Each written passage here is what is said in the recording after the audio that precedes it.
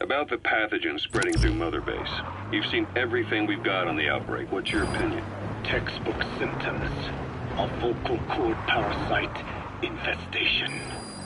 And judging from this casualty list, it is the Kikongo strain, meaning a breed of parasite that triggers symptoms upon detecting pronunciation specific to Kikongo. So our Kikongo-speaking staff are at risk? Quite so. He's right. All the victims do speak Kikongo. So they can survive if they just use another language? There is no guarantee. You're only dealing with the Kikongo strain. Other language strains may be present. You well know he was teaching them languages from all over the world. The Devil's House. Nzoya Badia Bulu. There is no way to know how many strains he has at his disposal. So how do we keep them from becoming symptomatic? You mentioned using microbes. Use this. A type of Wolbachia. Introduced to a sample of the parasite. Wolbachia? A parasitic bacteria that colonizes the parasites, turning male to female and preventing copulation. You must cultivate more. What have you done with the infected bodies? Cremated to stop the spread of infection, but we did keep a few for study. Good. Take this sample, grind it to a pulp, and introduce it to the larvae now nesting in the dead. The Wolbachia will multiply rapidly within those larvae. They're soldiers, not some petri dish. Conventional cultivation methods will take too long. Extract the Wolbachia from those larvae and vaccinate your men.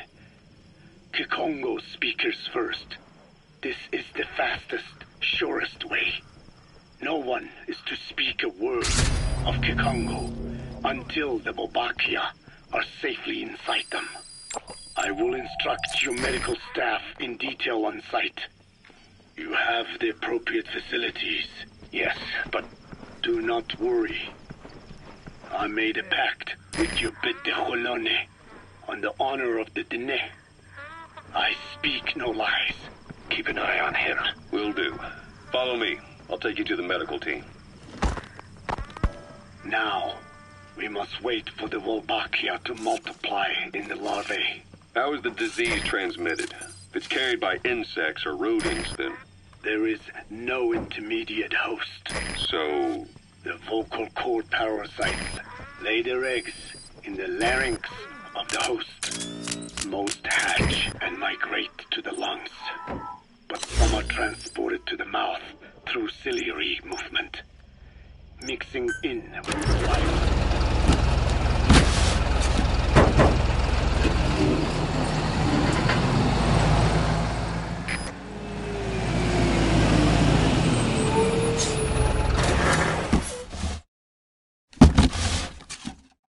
Saliva.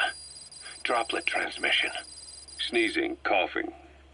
Any food or water containing infected saliva. It would spread fast. Indeed. And when the larvae migrate to the lungs, symptoms can resemble the early stages of a cold, making it easy to infect others. Meaning a simple conversation would be enough to pass it on. All right, so what happens after the larvae migrate to the lungs? It is as I said before. they mature by feeding on alveolar tissue. It is only then that noticeable symptoms appear in the host. And by that point, it's too late. He's infected everyone else. It's one hell of a weapon you've created. That is what Blag Anna wanted. Something that would spread easily. In truth, he's not the reason. But we will discuss that another time. The Walbakia have multiplied. We're preparing to extract them and begin vaccinating. But is this really the only way? Sure, it'll prevent infection, but the cost... You would rather remove their vocal cords? No. Tactical communication's a linchpin of what we do. What if we were to ban the use of Kakongo? Insufficient. First, there's no guarantee that only the Kikongo strain is here. Second, there is the matter of how the parasites lay their eggs. Before they can copulate, they must be exposed to the pronunciation of a specific language for a period of time, like a container filling with water. The duration between when the container is full and when the copulation actually begins varies from case to case. In other words, even if the infected stop speaking as a countermeasure, it may already be too late. The only true solution is to prevent copulation through the Wolbachia, or by physically removing the affected tissue. Do any antiparasitics work? It sounds as though you have already tried. Yeah.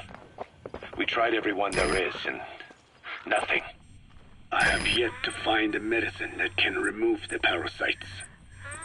At best, it temporarily covers their ears. Why is that? Because the parasites are companions to us. To remove them inevitably harms the host. Companions? More than you think. And this is why the human immune system cannot eliminate them.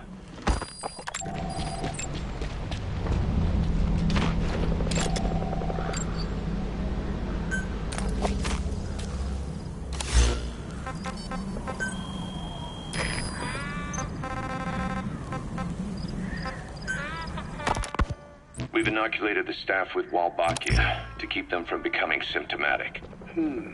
That should also contain the infection. How did this happen in the first place? It has to have been a Cypher spy within our ranks. If this is so, then why the Kakongo strain? If their intent was to wipe you out. Skullface said the remaining English parasite was close to the boss. If this latest strain was his doing, he wouldn't have tipped his hand. It is possible someone brought eggs onto the base without knowing. Stuck to their shoes, clothing.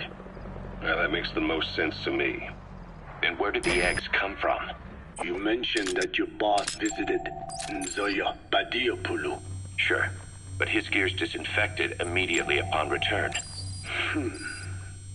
Then he was not the carrier. And not just the boss. All staff dispatched to high-risk regions were quarantined on the flight back. When the symptoms first appeared, we checked and disinfected all equipment used up to that point. Any and all prisoners, soldiers, materials, and animals extracted during missions were also quarantined. So, that just leaves... I have seen children around here. Where are they from? All over. Some were being held hostage at a mine. Then there were the troublemakers at Bwala Yamasa. Bwala Yamasa? Yeah. Their clothes, their things. Did you burn them? They're just kids. We couldn't. And besides, not one of them's shown symptoms. The parasites don't infect prepubescent hosts. Their vocal cords are not fully developed. Well, if infection doesn't occur in children... It is possible they carried eggs on their clothes, and the infection spread from them. Check the kid's stuff.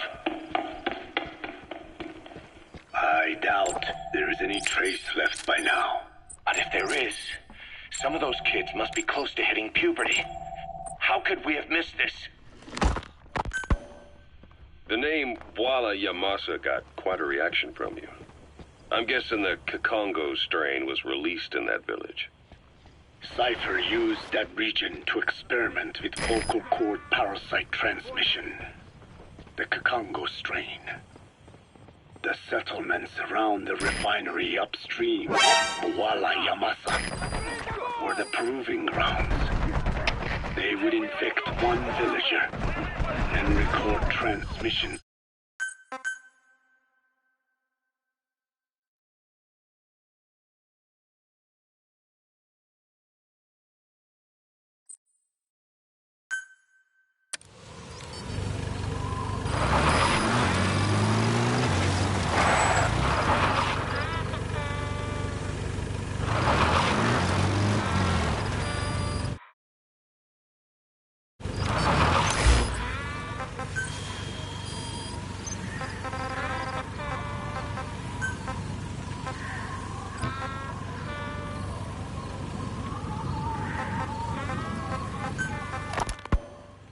The name Walla Yamasa got quite a reaction from you.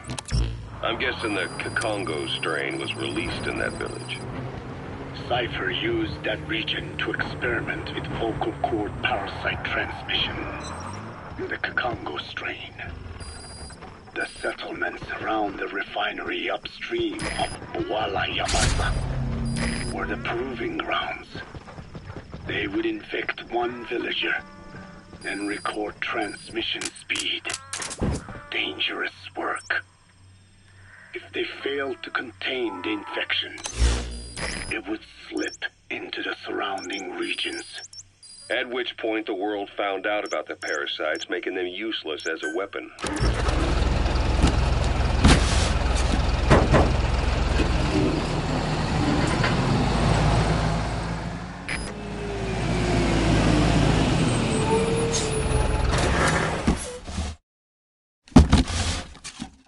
Incredible they'd risk such a thing. The test site was densely populated too.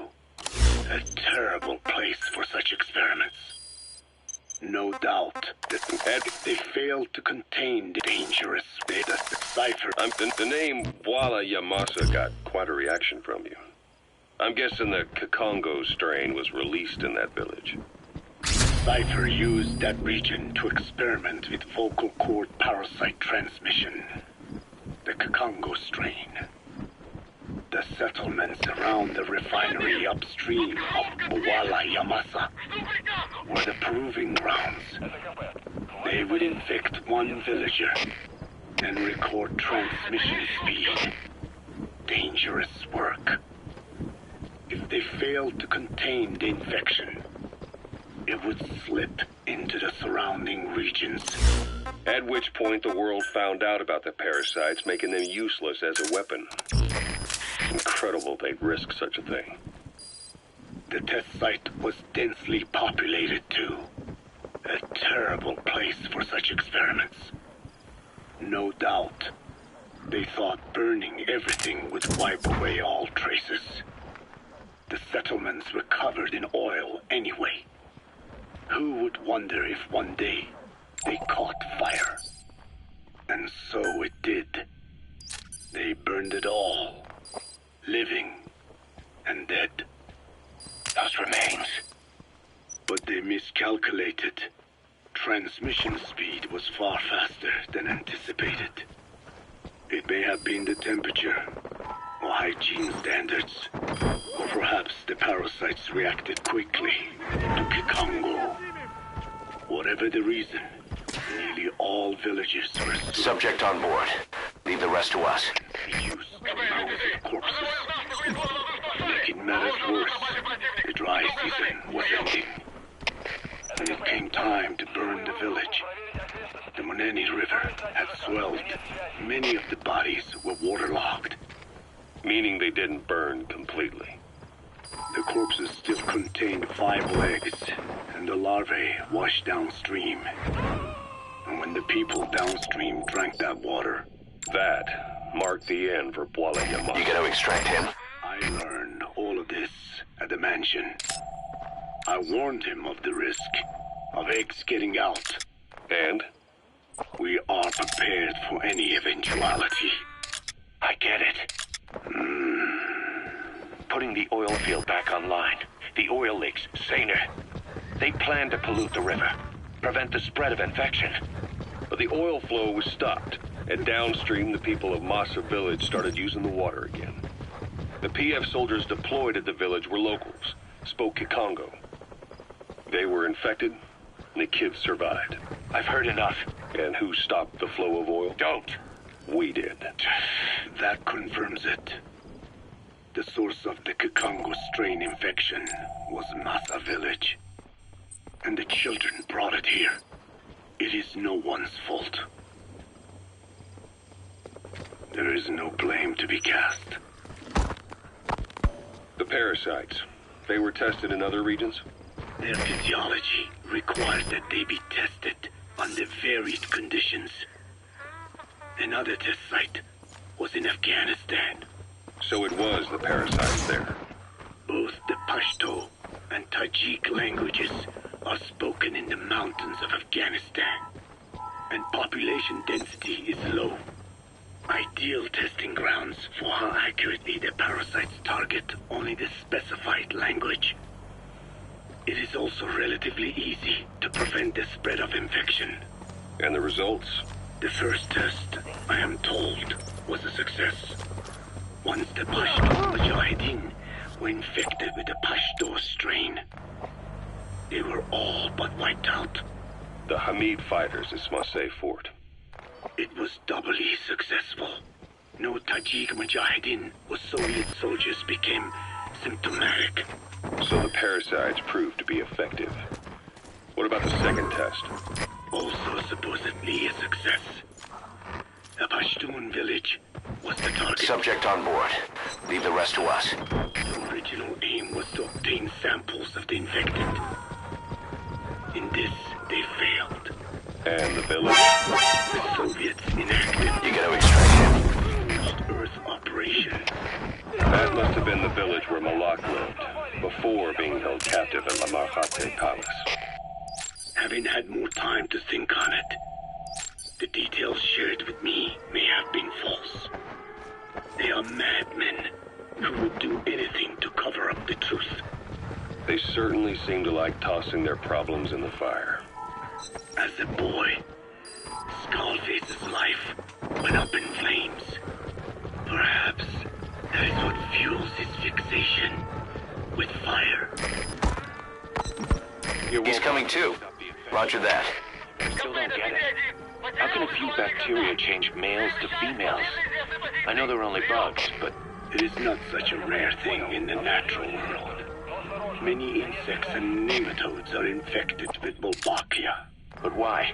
They nest in the cell cytoplasm of the host, even in the egg cells, with the result that the offspring are born infected. Mother-to-child transmission. However, Wolbachia cannot nest in sperm because they do not have cytoplasm.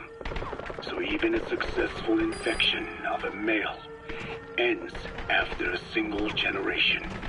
This means the Wolbachia must resort to maximizing the population of infected females. Sounds like an ethnic cleansing campaign on a tiny scale. Gender change from male to female is their survival tactic.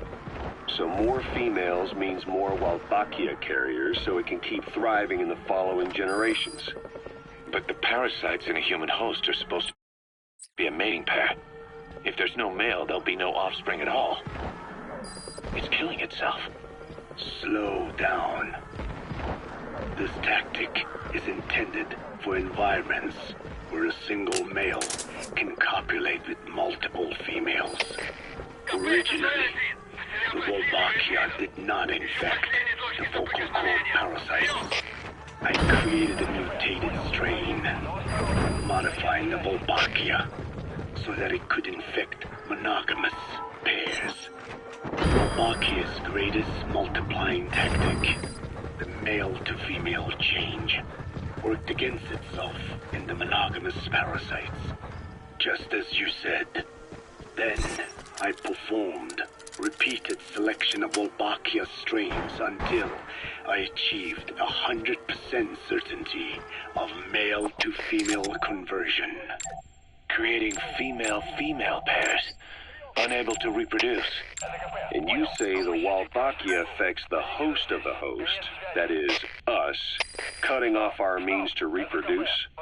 It is almost certain. Of course, we will not turn female. After all, mammals possess no natural gender-changing function. But some Wolbachia strains can cause cytoplasmic incompatibility in the host. Is that some cell deformity? Put simply, it means the altered sperm of infected males kill. Subject on board. Leave the rest to us.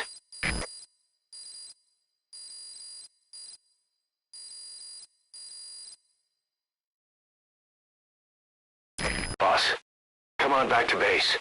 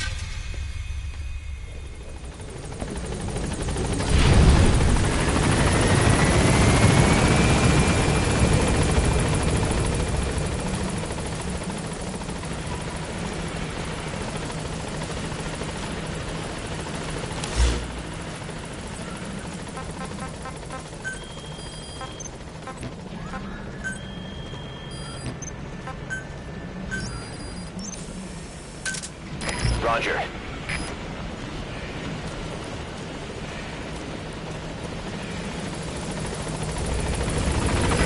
This is Pequod, on station at LZ.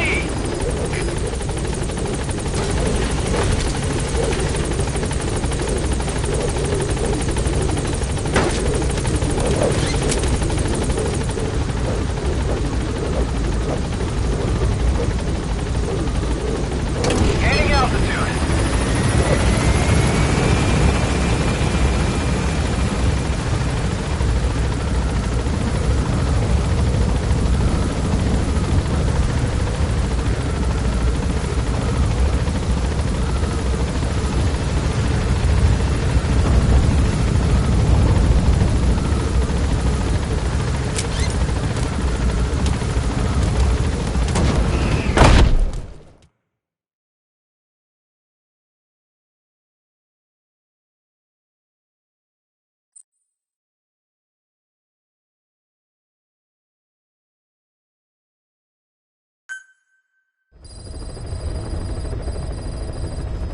Boss, your heroic deeds appear to have earned the respect of other PFs. Now you'll be able to infiltrate rival PFs' FOBs without having to worry about their nuclear deterrent. Go get one over on these guys who've escaped retaliation thanks to their nukes. We're having Code Talker continue his parasite research. He's clearly very grateful to you. I'm sure he'll return the favor somehow.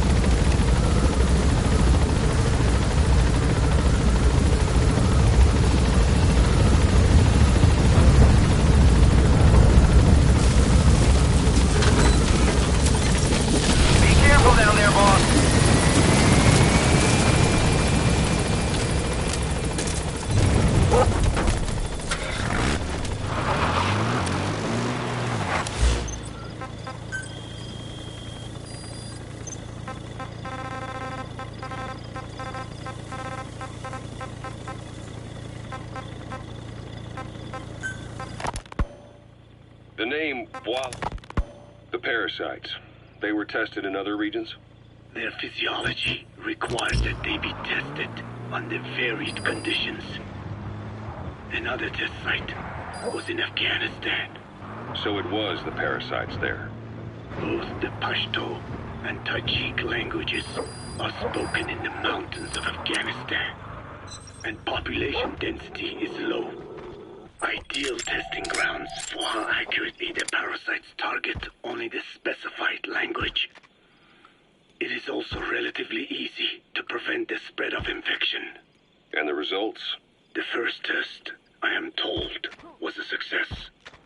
Once the Pashtun Mujahideen were infected with the Pashto strain, they were all but wiped out.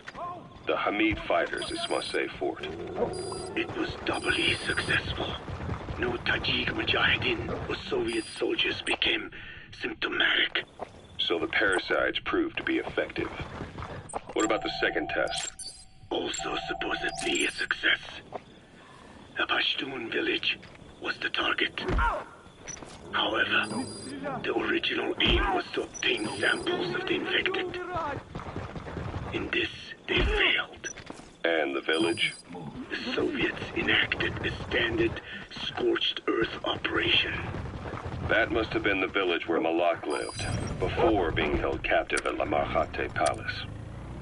Having had more time to think on it, the details shared with me may have been false.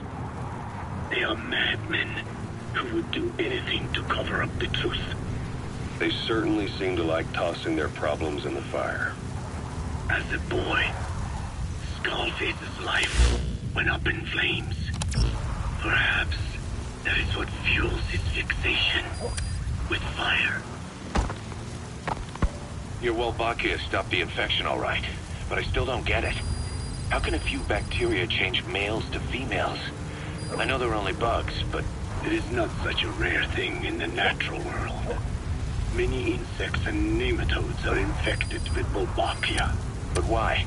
They nest in the cell cytoplasm of the host, even in the egg cells, with the result that the offspring are born infected. Mother-to-child transmission. However, Wolbachia cannot nest in sperm because they do not have cytoplasm. So even a successful infection of a male ends after a single generation. This means the Wolbachia must resort to maximizing the population of infected females.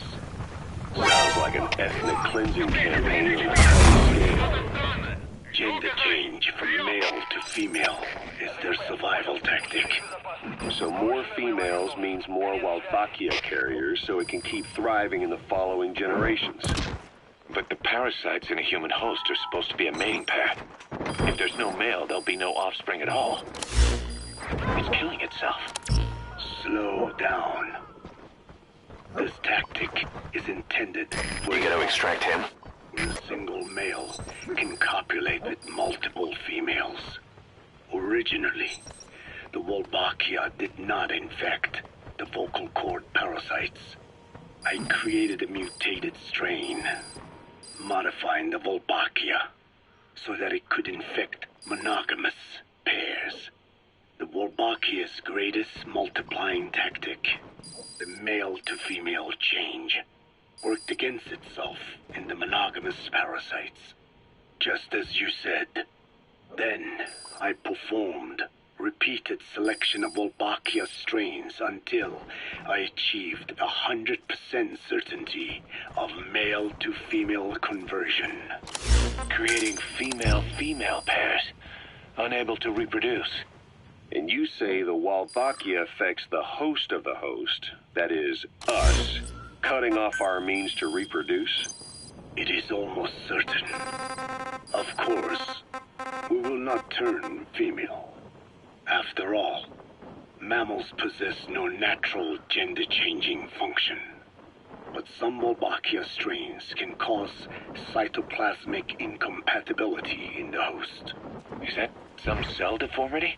Put simply, it means the altered sperm of infected males kill the female's egg on contact. And that's happened to us? Yes. And yet, what occurs in humans is not just simple CI. To date, there are no cases of Wolbachia affecting humans. The fact that this strain causes this effect, is it the vocal cord parasite's affinity with humans? I do not know enough to say for sure. So the parasite warps the host. Reminds me of what Skullface said. It is the way of all organisms to create their own optimal environment. Just look at you and this base. Organisms that cannot do this are doomed to extinction.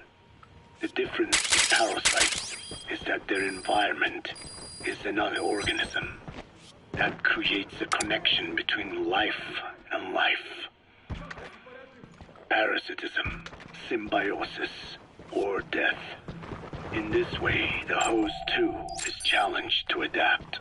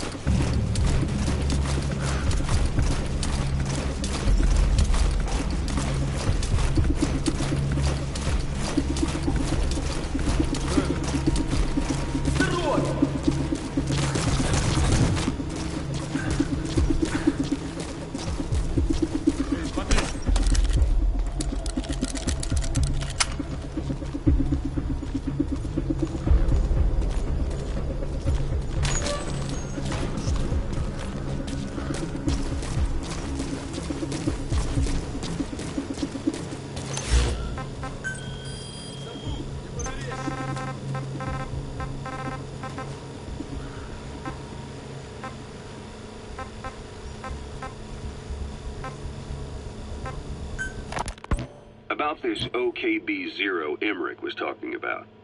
Its location and features match the citadel in the mountains northeast of the Soviet base camp. Built during the time of Alexander the Great, it was left in ruins following one of Genghis Khan's campaigns. Its occupants changed time and again due to war, and it was expanded on more than one occasion. Ultimately, it fell into the hands of the Soviet philosophers. The Soviet army was using it as the headquarters of its Afghan invasion force. But it would seem that Skullface's connections with the philosophers gave him license to develop Sahelanthropus there. And that's what Emmerich was doing at the place, before he got the axe. But OKB is a designation the Soviets use for weapon design bureaus. There's no way they'd have one of those in Afghanistan. And, in principle, the numbers that follow OKB are always integers above 1. There is no 0.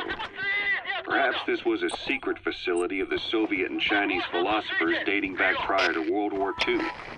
Though it's more likely Skullface just picked a fake name that more or less fit the Soviets' pattern. He doesn't go there often, but he sure as hell won't miss this. They use the Subject on board. Leave the rest to us. Start by heading for the heliport. Then wait for your chance to make contact with Skullface. It seems Sahelanthropus' armor is made from depleted uranium. That offers some serious protection. The U.S. military is planning on using it for its main battle tanks, too. Maybe that's where Emmerich got the technology. Uranium? They're using nuclear fuel for armor now? No.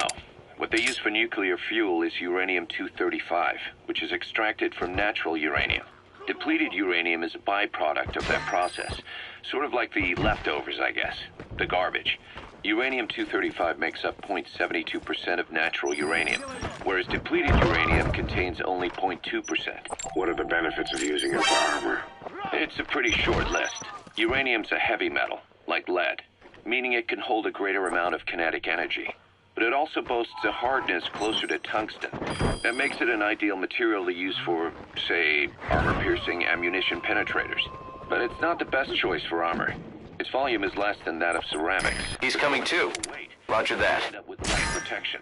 So why use it then? According to Emmerich, it came down to him being unable to source ceramics technology from a manufacturer. Plus, given that it's an upright walking vehicle, he wanted to reduce the bulk of certain areas. Despite all that, depleted uranium... That's the target. And Emmerich says it's been proven in live fire tests.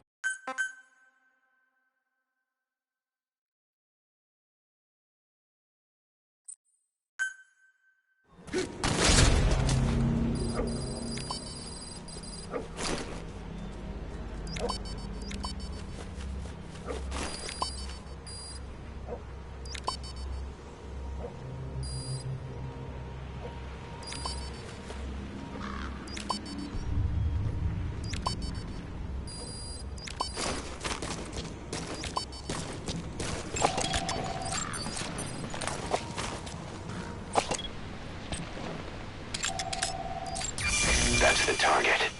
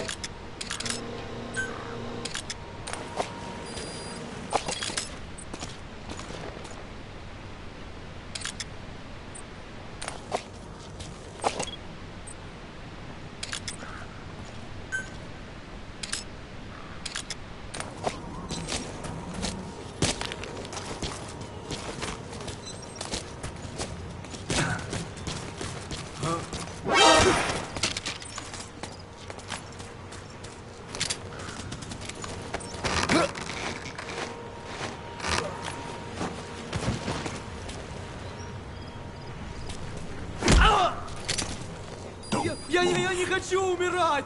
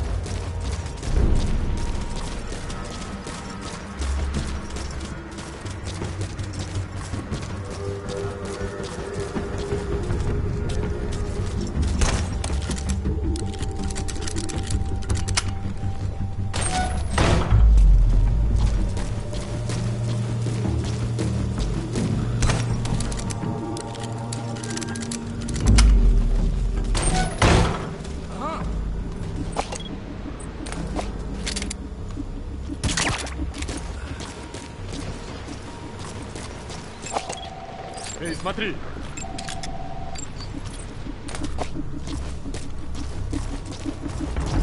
Шел официальный протокол ведения боевых действий в темный суда. Все разработаны строили фонары. Дома с фонариком. Осторожней. Нет, не делай этого! Умигнуть фонарик. Выманить врага. Или направить лучшему прямо в глаза. Расслабись.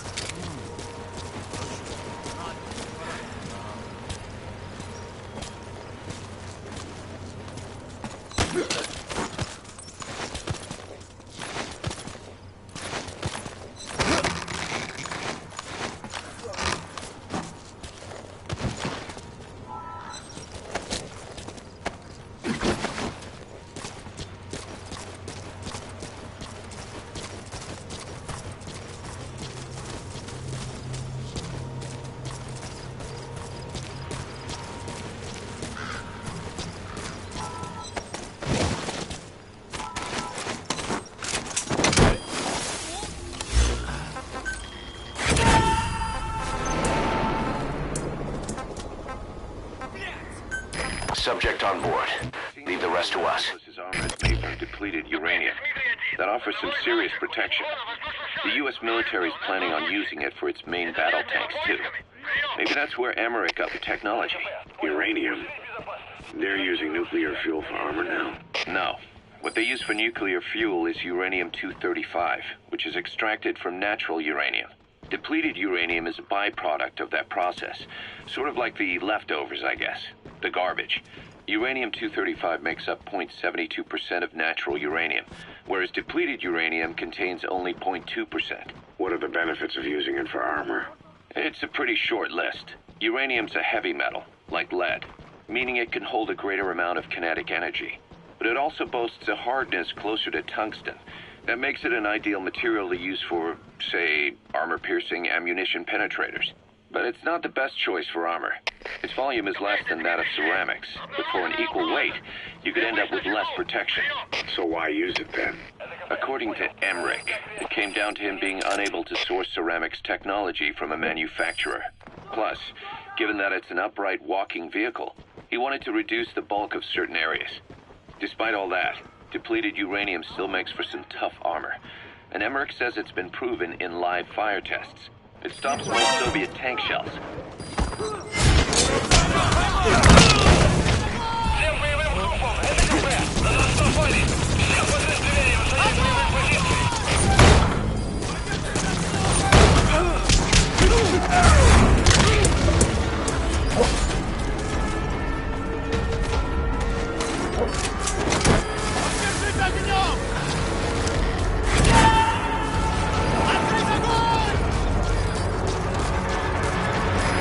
Extract him.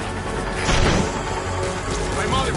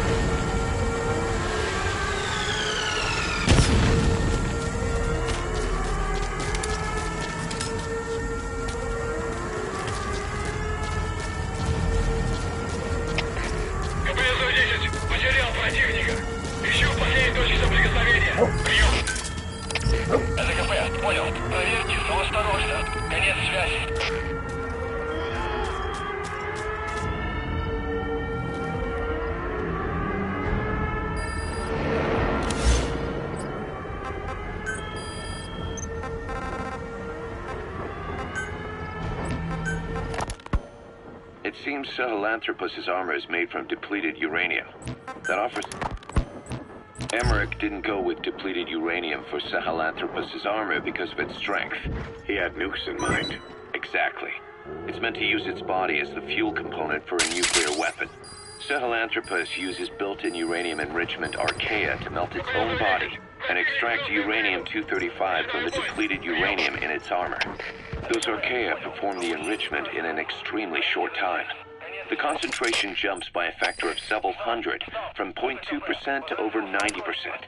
The end result being highly enriched weapons-grade uranium. Sahelanthropus' body itself becomes a nuclear bomb.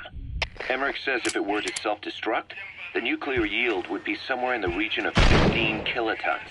Since you need about 50 kilograms of highly enriched uranium to trigger a nuclear reaction, that would mean Sahelanthropus contains something like 23 tons of depleted uranium. That's not very much. No, it isn't. That's about what you'd expect to find in a main battle tank's armor. The point is, it can be transported anywhere, even use its conventional weaponry on the battlefield. And the international community will never suspect a thing.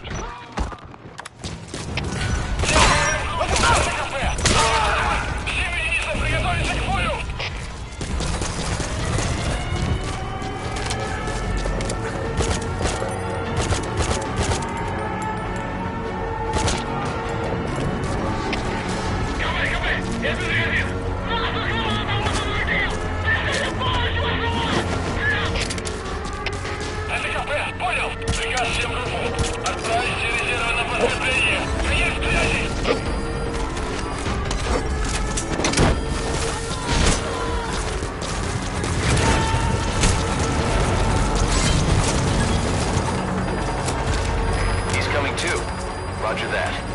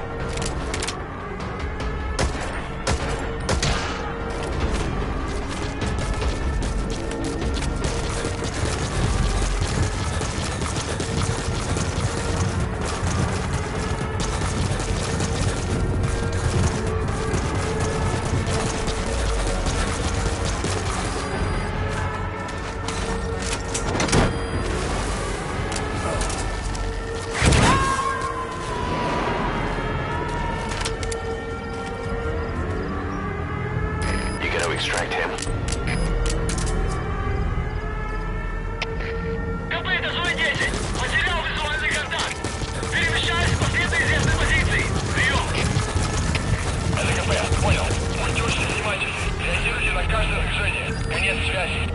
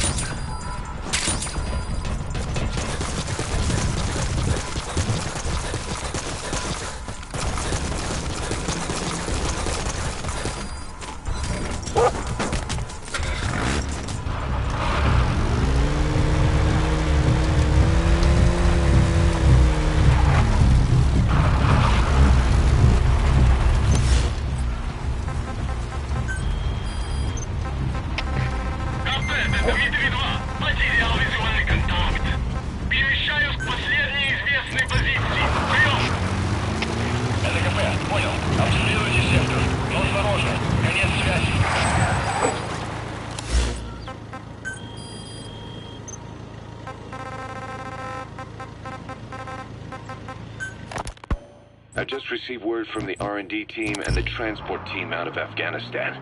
They finished installing Sahelanthropus on the base. It's ours now. All right. Don't let any of the staff touch that thing. Especially Emmerich. Of course. That guy's crush on Sahelanthropus is beyond a joke. Guess he really wants to see his tech stand on its own two legs this time. That's not gonna happen. I know it. So you've got no plans to make it operational again? Damn right. Boss, I want to hear it straight from you. Hear what? What the hell do you want with that thing? The drive is busted. It's not like it has a nuke on board. Even if the metallic archaea could turn it into a nuclear weapon, all it can do is self-destruct. Sahelanthropus just isn't a weapon anymore. It'll draw unwanted attention without even being a deterrent. I know. The weapon's development strut sank 2 feet under that thing's weight. That's 1 year's drop in a single night. We've started on reinforcing the strut, but there's no guarantee it'll hold up if a storm hits. I know that too. Boss, why keep it? It's a mark. Us Diamond Dogs, we don't have a country to call home. That means we have no past, nothing to prove that we lived. Every one of us threw it all away when we came here. Sahelanthropus is a symbol to show that the likes of us brought at least one crisis to its end. A mark in history. So we can't just fade away. It's of no practical use to us. But we still need it. A symbol of what we've done. I'm glad I sounded you out on this. Snake, on behalf of all of us, I want to thank you. I don't need gratitude. I need security. Keep Emmerich away from that thing. Roger that.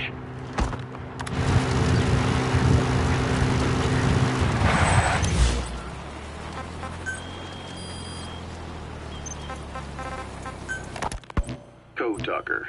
What are the metallic archaea? Volcanic craters spewing sulfur. Water hot enough to boil your skin off. Ocean depths of 800 plus atmospheres. Wastelands radioactive enough to kill you where you stand. There are groups of organisms that survive this fight. No, because of living in such environments. I've heard about that. The Extremo something. Extremophiles. By selecting certain species, then subculturing and repeatedly modifying them, I created a metallic offspring of pure archaea. They subsist on metals rather than organic matter. And some of them even consume uranium? Yes. Uranium enrichment archaea metabolize only uranium-235. As a result, they produce weapons with enriched uranium. How is that possible? Consider how plants fractionate carbon isotopes when they conduct photosynthesis. Nature possesses abilities beyond our imagination. So it was archaea that brought down your chopper? Corrosive archaea, yes. They oxidize metals, feeding off the energy in the electrons they receive. What became of the wreckage? We had the R&D team retrieve samples for study in airtight plastic containers, of course. Prudent. We shall extract archaea from it in good time. They should help you fight back against Blagana. Any chance we could start now? It doesn't have to be a lot. I might just have another use for them. If it's only a small amount you need. That's fine. I'll get the R&D team to assist. Let's go. South Africa was previously suspected of developing nuclear weapons. It already had a conspicuous presence at the UN because of apartheid and its armed expansionism. But when neighboring Angola and Mozambique became socialist countries in '74, South Africa felt hounded into a corner. So it accelerated its nuclear program to protect itself. 3 years later, the Soviets discovered a test facility, and 2 years after that, an American satellite observed a flash in the southern Indian Ocean. It said this was South Africa conducting a nuclear test with the help of a certain ally. Skullface used the situation in South Africa to get this ally to lend a hand. They both wanted nukes, so it was a mutually beneficial relationship.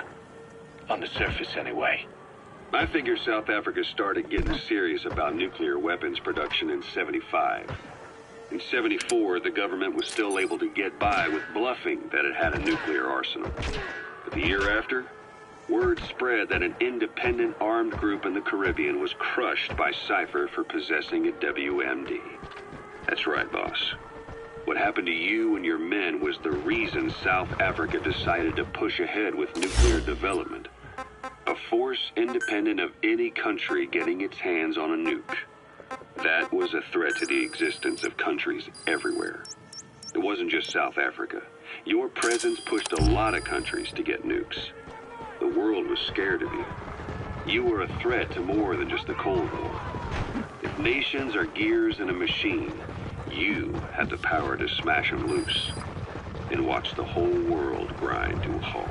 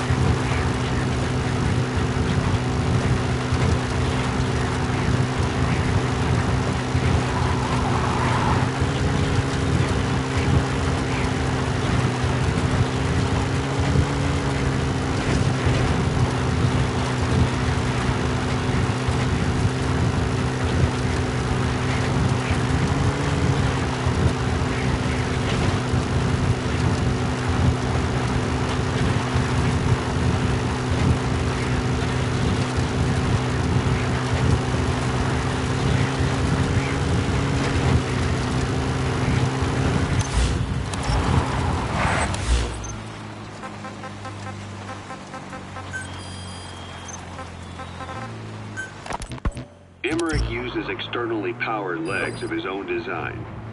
It's bionics technology, a product of the U.S. military's failed attempt to develop a powered exoskeleton.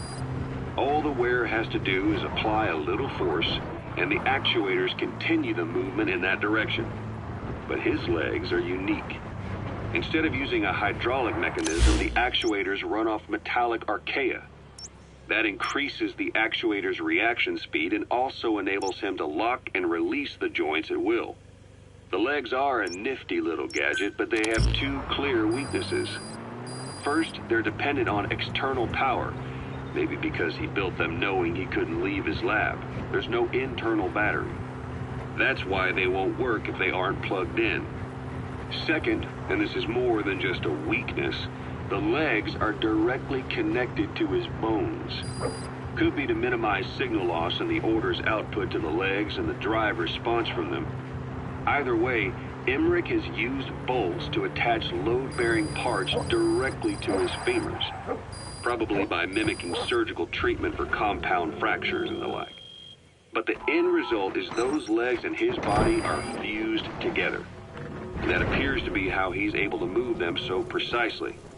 But that also means that any shock to the legs would be delivered right to his bones by way of those bolts.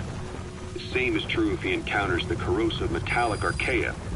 If the corrosive archaea ate into the exposed bolts, they'd reach the endoskeleton parts and eat through them too in the blink of an eye. The doctor's bones are full of holes to accommodate all the bolts. They're like sponges. If he were to lose the reinforcing parts, even the tiniest bit of force or weight would snap his bones. So when I dangled those corrosive metallic archaea in front of him, he realized straight away what would happen. Life wouldn't be worth living if he lost those legs of his. I'd bet that is what the doctor fears the most. I just helped him imagine what it would be like. Thanks to that, I got the...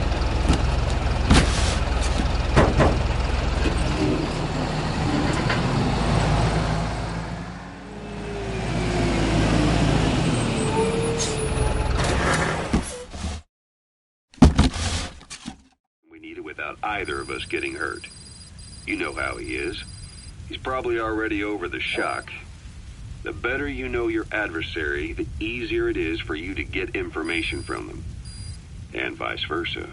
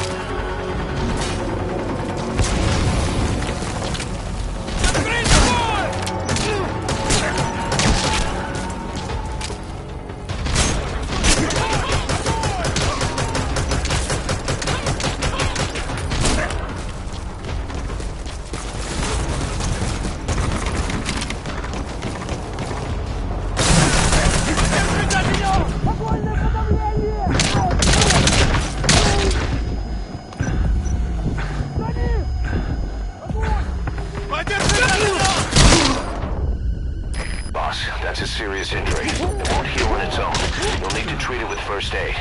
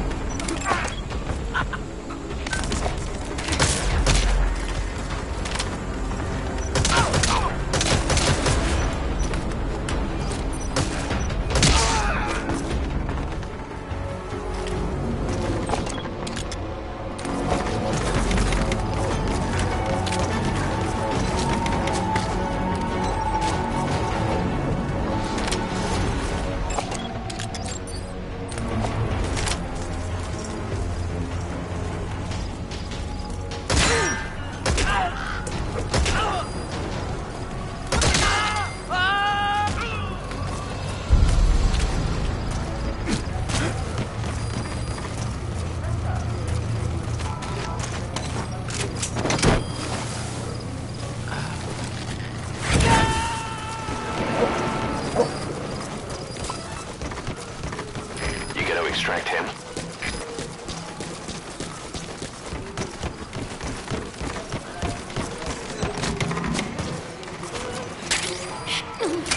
That's the target.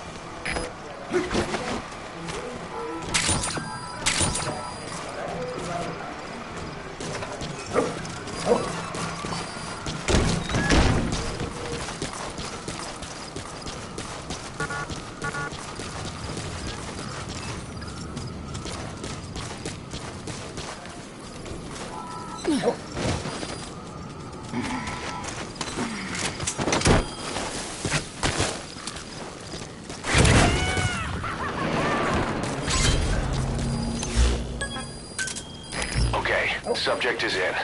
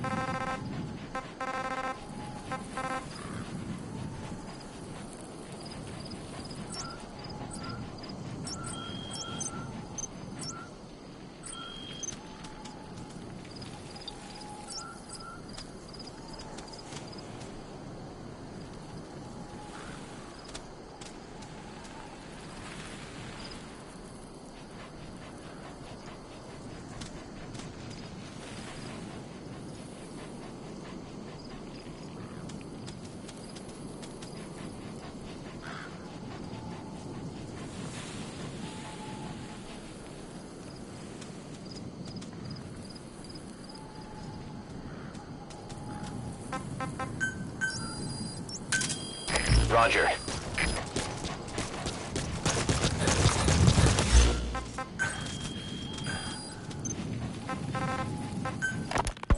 You said that the nuke Skullface was trying to spread around the world were equipped with a failsafe.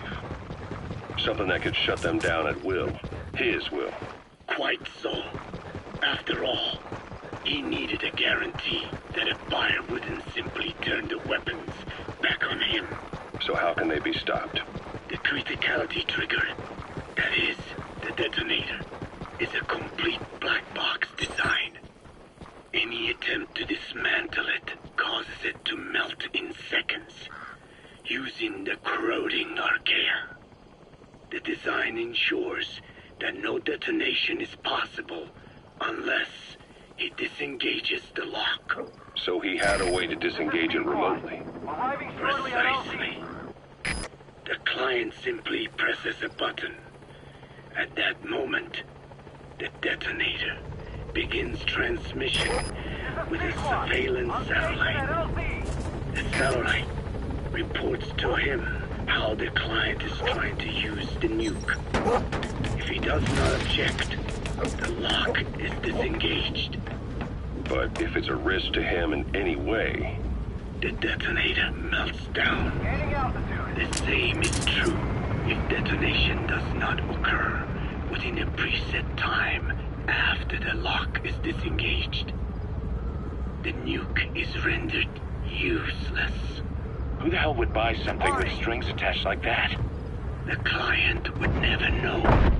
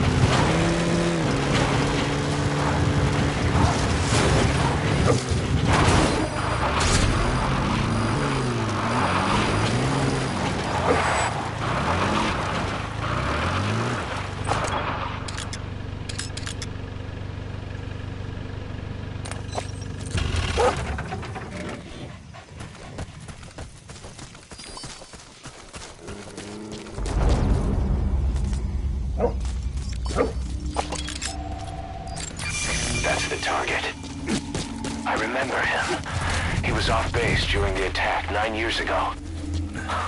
Bring him home, boss.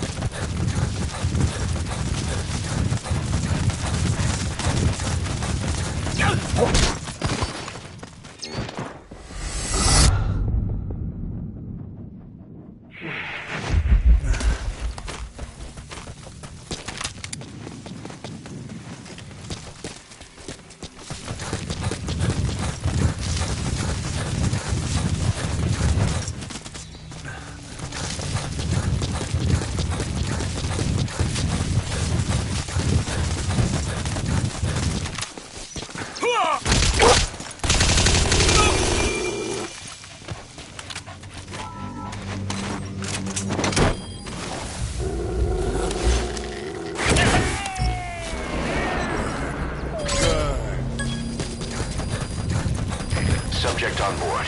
Leave the rest to us.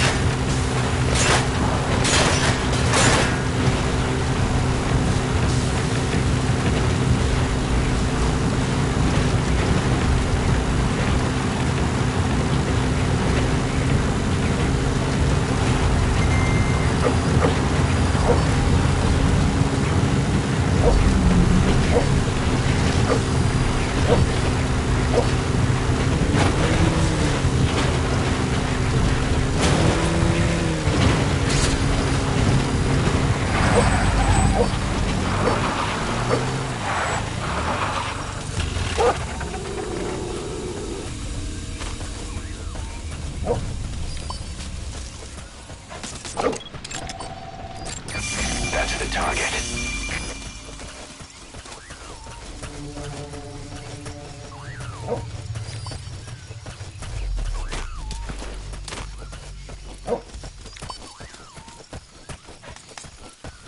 Hands up.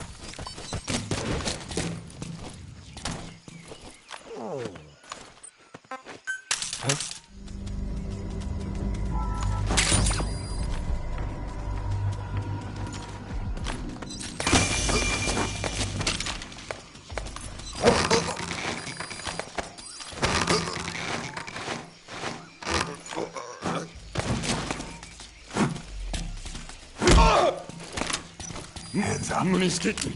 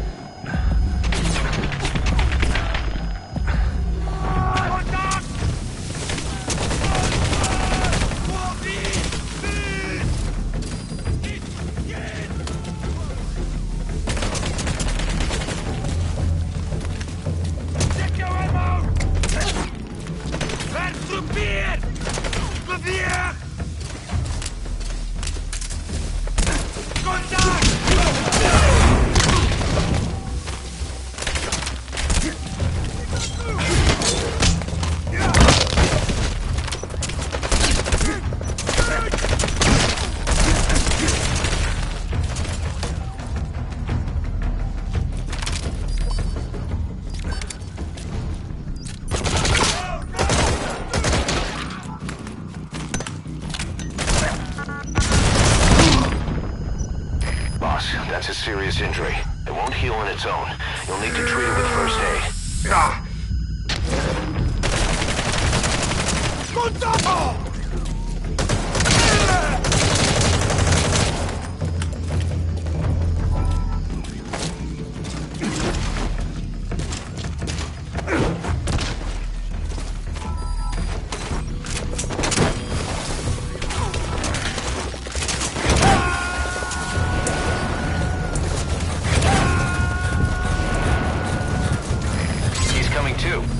Roger that.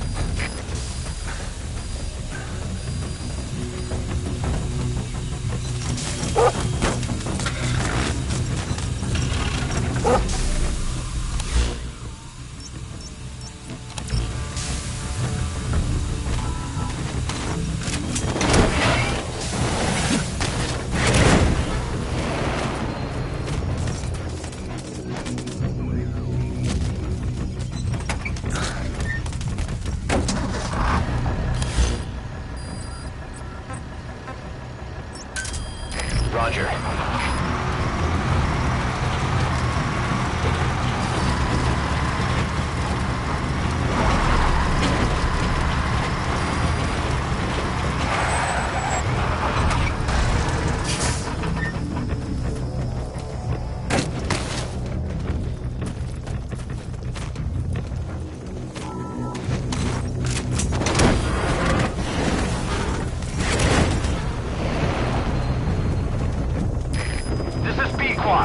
Arriving shortly at LZ.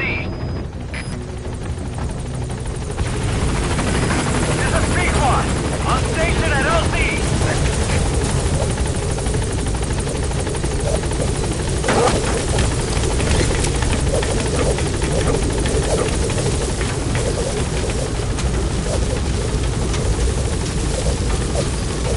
Gaining altitude.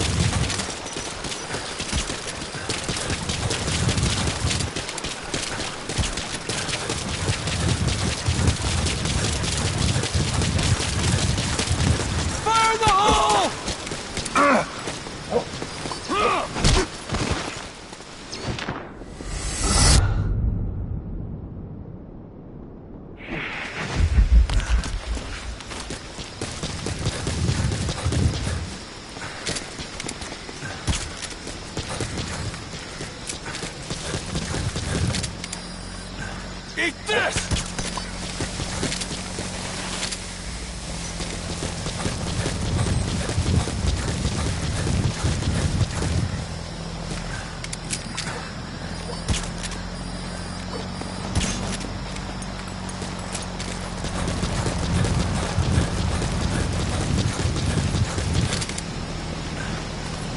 Fire in the hole! Ah!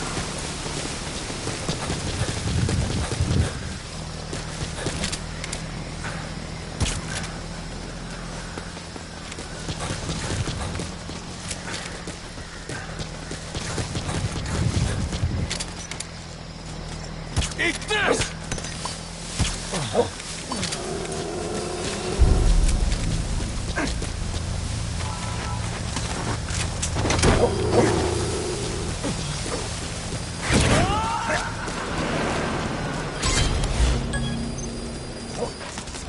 You gotta extract him.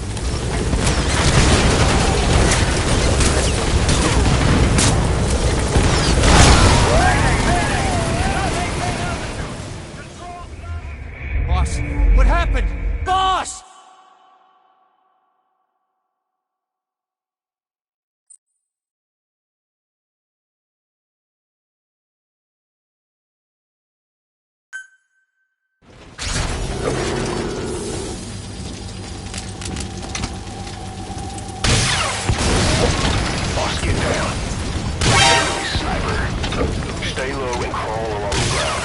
That should enable you to sneak past enemies.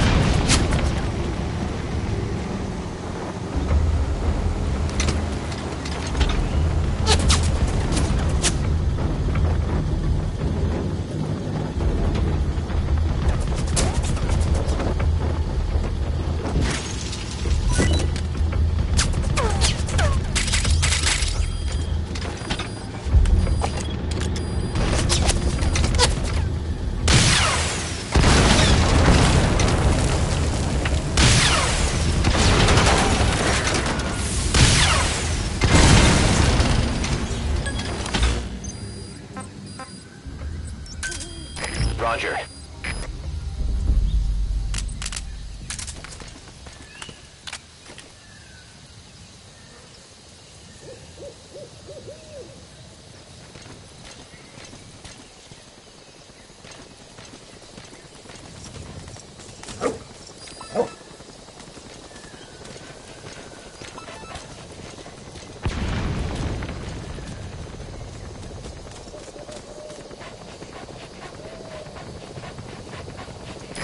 This is B-Quad. Arriving shortly at LZ. This is B-Quad. On station at LZ.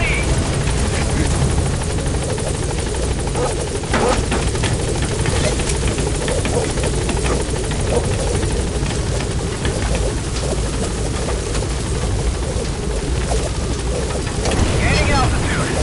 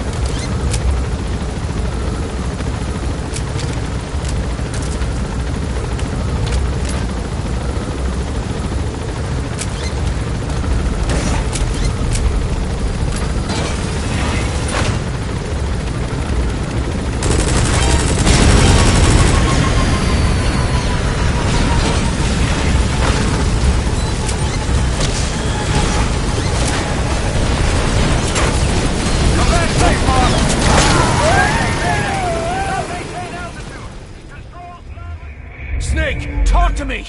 Snake! Snake!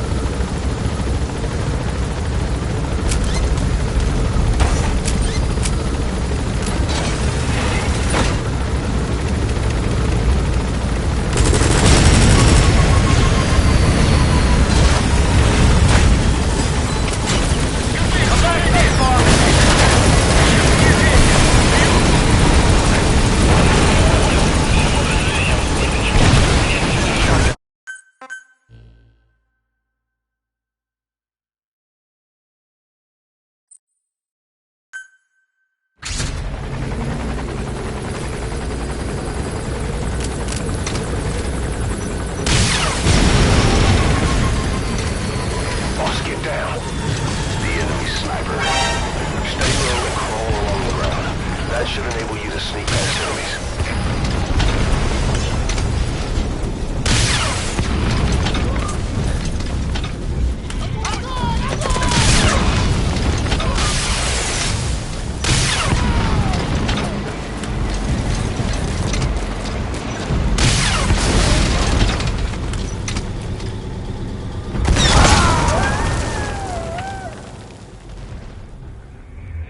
Hey, quit kidding around. Snake?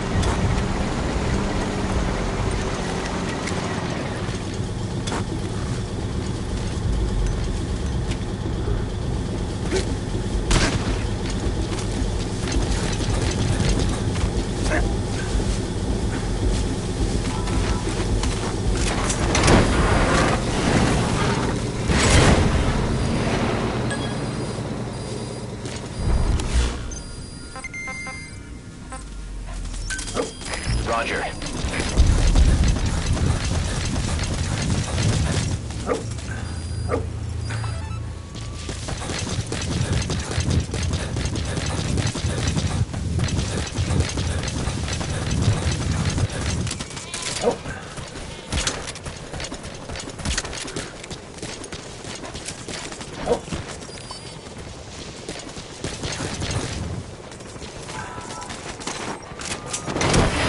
This is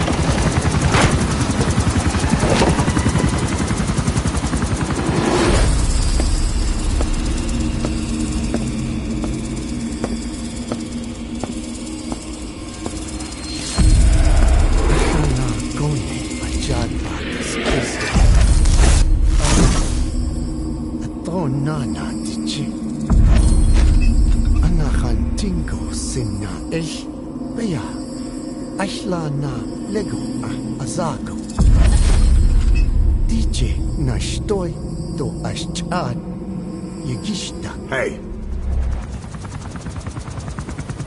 Eyes on Kazuhira. A message from the parasites.